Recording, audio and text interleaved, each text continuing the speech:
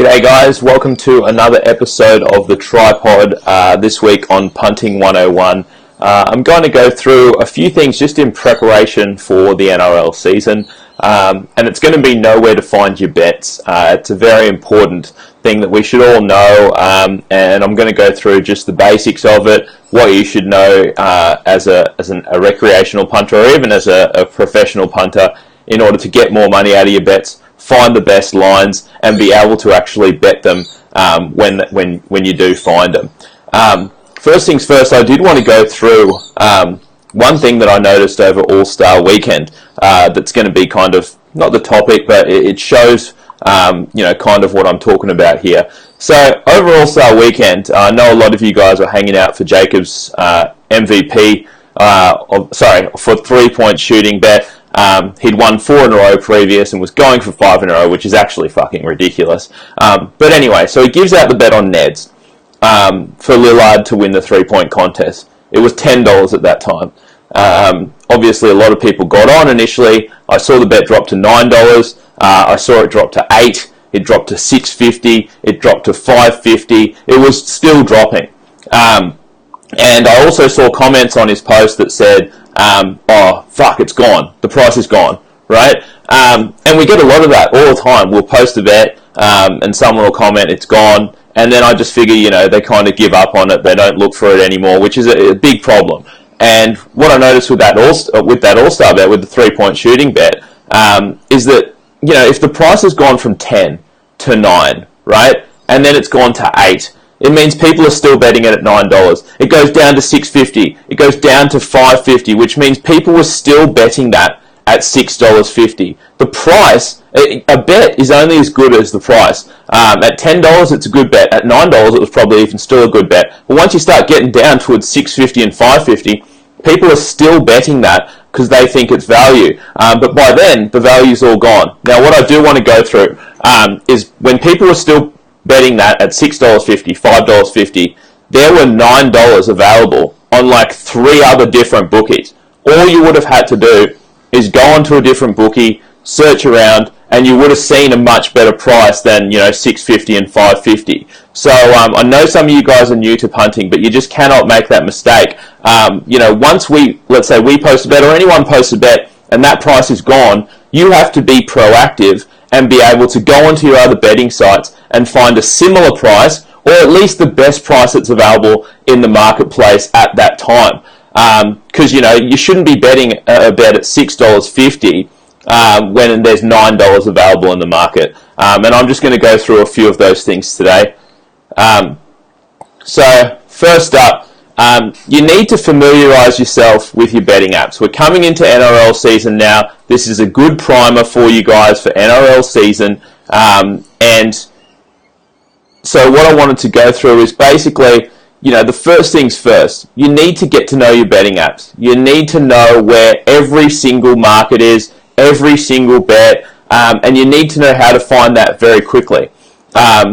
You have to know where they are, under what tab they are, which bookies have various bets and which don't. That's very important as well. Like, just for example, a team to win either half in the NRL is a very profitable bet that we make throughout the season.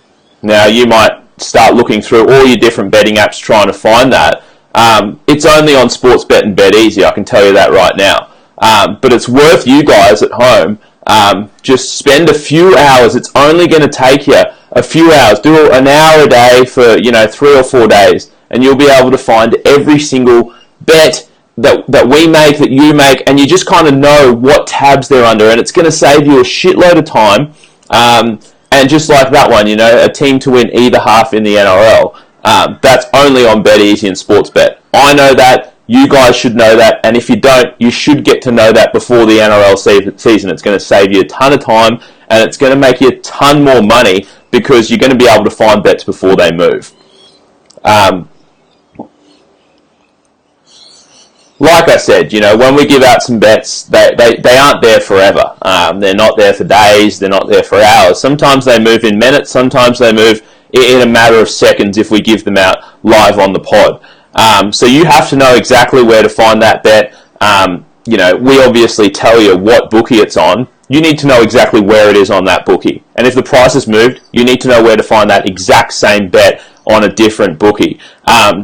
Quick example, let's say, first half handicaps in the NRL, fairly easy to find for most people. On most sites, they're under, the first half markets. But you need to know little nuances like, if you want to find a first half handicap on Bet365 for the NRL, and you scroll over to first half markets, it's not actually there. It's in the main markets tab. So it's just little stuff like that you need to familiarise yourself with your betting apps, so that if we give out a first half market on, let's say, Neds, it's gone in 10 seconds. You can't get it. You need to filter through all your other betting apps and be able to find that bet at a similar or same price pretty much instantly. So you need to know that on Bet365, you're not going to find a first half handicap under first half markets. You're going to find it under main markets. All right.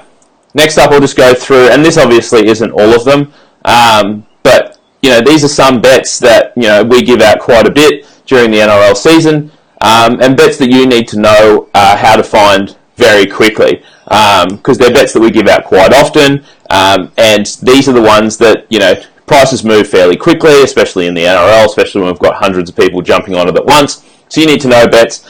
These are just standard bets that we give out quite often. You need to be able to find them straight away on every single bookie you have. I know that we mentioned, you should have sort of 5 or 6 bookies at an absolute minimum. So you need to know where to find these certain bets at a bare minimum on every single one of your bookies. Those ones would include, I've got them written up here, but first half lines and totals. Like I kind of went through before, first half lines and totals aren't in the same spot on every bookie. Like they're not under first half markets on Bet365. So you have to be able to know where to find those. Team totals, that's fairly easy on some sites, like, on Bet365 you'll go to team, and on other sites you'll go to totals or whatever, but just know that you should be able to find those almost instantly on any bookie. Same with no try first 8 minutes, on Bet365, I think it's under the score tab, but on other sites, it's under a different tab, so you need to know that one. That's one where if they get a lot of action quickly, they'll certainly move the price on no try first 8 minutes. Team winning at halftime or full time, similarly, team to win either half. Like I said before, if we give out a bet team to win either half on BetEasy, and that bet's gone, you need to know that the only other site that offers that bet is Sportsbet. So there's no point you scrolling through all your other bookies trying to find a similar bet to that when they're not going to have it. It's only on Sportsbet and BetEasy. You need to know that kind of stuff so you're not wasting time going through bookies that don't even have the market. And another one is like team try totals and game try totals. More so the team try totals.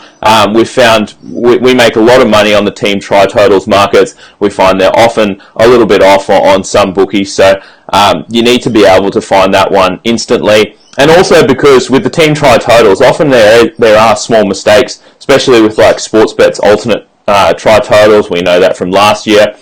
So that when you hit a market like that, it's going to move fairly quickly, especially if we get out of play, it's going to move very quickly. So you need to know where to find that one pretty much straight away.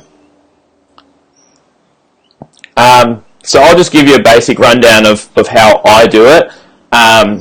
Obviously, as you guys know, I barely have any betting apps that I can actually bet on anymore. I think I have like one that I'm not restricted on, but it's garbage anyway. But for you guys that have, 5 or 6 bookies, I would suggest just kind of doing the exact same as what I do when me and Jacob are actually looking for bets, because it's exactly the same thing, except I could actually, you guys can actually press bet, whereas I can't.